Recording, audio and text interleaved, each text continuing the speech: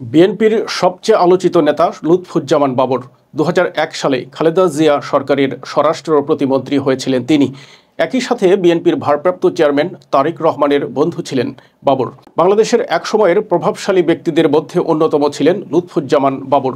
তার সময়ের অনেক কিছুই ভুলে যাওয়ার কথা নয়। চলনে বলনেও তিনি ছিলেন আলাদা। র্যাবের প্রতিষ্ঠাতা হিসেবেও তার নাম আছে। তার সময়ে সবচেয়ে বেশি ভয়ে ছিল ভারত। এখনও বাবরের নাম শুনলে বাংলাদেশের ওপর চোখ রাঙাতে ভয় পায় ভারত। বাবর ক্ষমতায় থাকাকালীন সময়ে সীমান্তে বাংলাদেশের দাপট ছিল সবচেয়ে বেশি।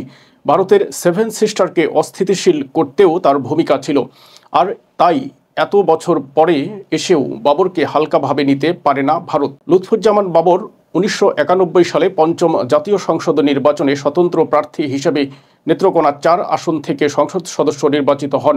এরপর বিএনপির প্রার্থী হিসেবে পরপর আরও দুইবার তিনি নেত্রকোনা ৪ আসন থেকে সংসদ সদস্য নির্বাচিত হয়েছিলেন। অষ্টম সংসদে তিনি স্বরাষ্ট্র প্রতিমন্ত্রী হিসেবে দায়িত্ব পালন করেন।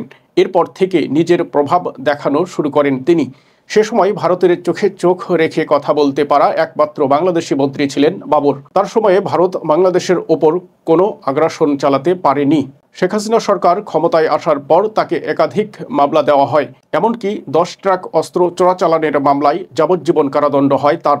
তবে শেখ হাসিনার পতনের পর এই মামলা থেকে সাবেক স্বরাষ্ট্র প্রতিমন্ত্রী লুৎফুজ্জামান বাবর সহ ৫ জন খালাস পেয়েছেন।